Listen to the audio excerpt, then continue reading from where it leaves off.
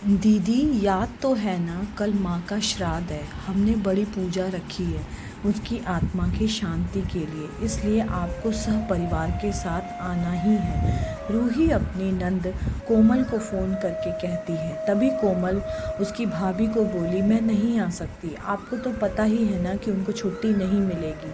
अरे दीदी ऐसे कैसे, माँ के जमाई और बेटी उनके श्राद्ध में नहीं आएंगे तो उनको शांति कैसे मिलेगी, इसलिए आपको आना ही पड़ेगा, बाकी मुझे कुछ नहीं पता।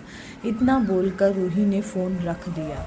इधर कोमल पुरानी बातों को याद करके खो गई। जब उसके पापा की मृत्यु हुई थी तब कोमल अपने मायके गई हुई थी। कोमल को माँ बोली, बेटा तुम्हारे पापा मुझे छोड़कर अकेले ही चले गए, पता नहीं अब किसके आधार पर छोड़ के गए। माँ कोमल को गले लगाकर रो रही थी। तब कोमल बोली, यह सब लोग तो हैं ना, भैया भाभी बच्चे, तो चिंता क्यों करती है। कोमल कई दिनों तक अपनी माँ के पास रहकर आई थी, लेकिन हमेशा ज़्यादातर फ़ोन पर ही बोलना होता था। कभी कॉल पर तो कभी वीडियो कॉल पर बोलना होता था। क्या बनाया तूने, एक दिन माँ ने वीडियो कॉल पर पूछा। माँ आलू की सब्जी और रोटी बनाई, कोमल ने जवाब दिया। माँ बोली, अरे वाह। सब्जी का नाम सुनते ही माँ की आंखों में एक अलग सी चमक देखने के लिए मिली जो कोमल को दिखी। तभी कोमल माँ को बोली, माँ तुम्हें खाने का मन कर रहा होगा तो भाभी से बोलो बना कर दें। कोमल हंसते हुए वो बोली माँ से। तभी माँ बोली, नहीं नहीं, अब इस उम्र में आलू कहाँ पचते हैं, मैं तो ऐसे ही बोल रही थी। तब तुम्हारे पापा हुआ करते थे तब बहुत बार बनाती थी। भाभी का तो नाम लेते ही जैसे माँ की आंखों में चमक गायब सी हो गई थी। माँ ने कॉल रख दिया। माँ को क्या हो गया है, ऐसा क्यों बोल रही थी, वहाँ सब ठीक तो होगा ना। कोमल अपने आप में बातें कर रही थी। ऐसे बहुत बार खाने की बात पर बातचीत होने पर माँ की आंखों का भाव बदल जाता, लेकिन ऐसा क्यों था ये समझ नहीं पाई थी। इसलिए इसके पीछे का राज उसके समझ में आया जब वह छुट्टियों में 2 दिन के लिए मायके गई थी। एक दिन कोमल माँ के कमरे में माँ के साथ बैठ के गपशप कर रही थी। तभी दीदी खाना खाने चलो। रूही माँ के कमरे में आकर कोमल से बोली, चलो माँ तुम भी खाना खा लो। कोमल उठते उठते बोली, अरे दीदी नहीं नहीं, माँ को क्यों तकलीफ़ देना, वह यहीं पर ही खाना खा लेंगी, आप चलो। रूही बोली, लेकिन भाभी लेकिन कुछ नहीं दीदी, आप चलो, माँ के घुटने में दर्द होता है इसलिए माँ के कमरे में ही खाना खाती हैं। रूही स्पष्ट रूप से बोलती है। तो फिर भाभी मेरा भी खाना यहीं पर ले आओ, हम दोनों साथ में ही खाना खाएंगे, ऐसा कोमल अपनी भाभी को कहती है। इस पर रूही कुछ नहीं बोल पाई, लेकिन कोमल को साफ तरीके से समझ में आ गया था कि रूही को यह सब पसंद नहीं आया। वह चुपचाप वहाँ से निकल गई और थाली में पूरी सब्जी रायता अचार लेकर आई और माँ के लिए खिचड़ी।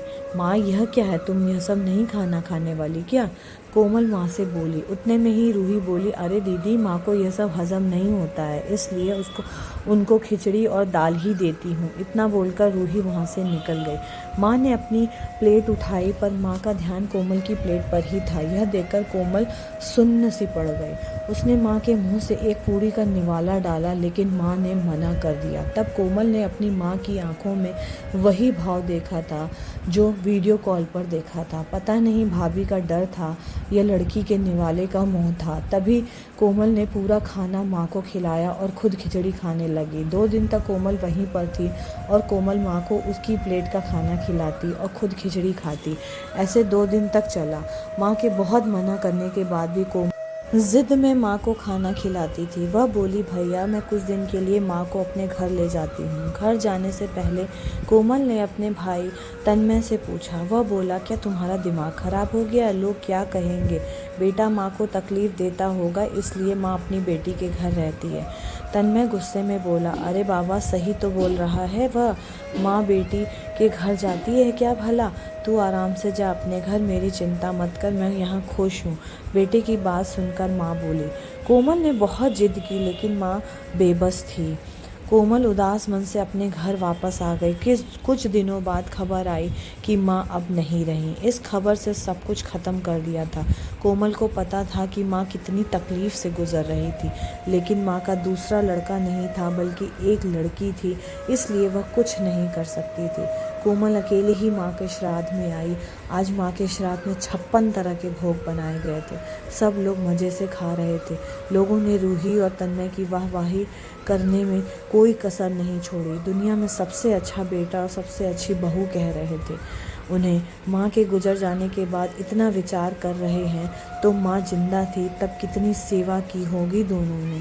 कोमल दुखी होकर माँ की तस्वीर की तरफ देख रही थी। तभी दीदी चलो आप भी खाना खा लीजिए, रूही कोमल से बोली, जो माँ के रूम में माँ की तस्वीर सीने से लगाकर रो रही थी। वह बोली, नहीं भाभी, मुझे खाना नहीं खाना। लेकिन क्यों, आप नहीं खाना खाओगे तो माँ की आत्मा को शांति कैसे मिलेगी? रूही कोमल से बोली, भाभी, जिस खाने को खाने के लिए मेरी माँ जब जिंदा थी तब तरसती थी, उसे मरने के बाद दे रहे हो तो वो कैसे तृप्त होगी? सोच कर देखो एक बार, आज अपने पकवानों को ढेर लगाया हुआ है। माँ जिंदा थी तब आपने उनकी मनपसंद के खाने के 2 निवाले भी खिलाए होते तो माँ वैसे भी तृप्त हो चुकी होती। वहीं माँ का एक असल में श्राद्ध कहलाता। यह जो भी हो रहा है सिर्फ एक दिखावा है। इसकी वजह से माँ कैसे तृप्त हो पाएगी? और जो घर में मेरी माँ अतृप्त होकर चली गई वह घर में मैं कैसे खाना खा सकती? कोमल चिढ़कर रूही से बोली। तभी वहाँ पर तन्मय भी आ गया। भगवान की लाठी में आवाज़ नहीं होती है भैया। भाभी, जब भी किसी पर पड़ती है ना, जख्म बहुत गहराई तक और न भरने वाला होता है। आप भी तो 2 बच्चों के माता पिता हो, लेकिन मैं भगवान से दुआ करूँगी कि आप जब तक जिंदा हो तब तक आपको अतृप्त ना रखे। माँ ने तो अपना वनवास भोगा, कहीं नया जन्म लिया होगा, लेकिन आपकी ज़िंदगी बहुत बड़ी है। कोमल यह सब बोलकर माँ की तस्वीर लेकर चली गई।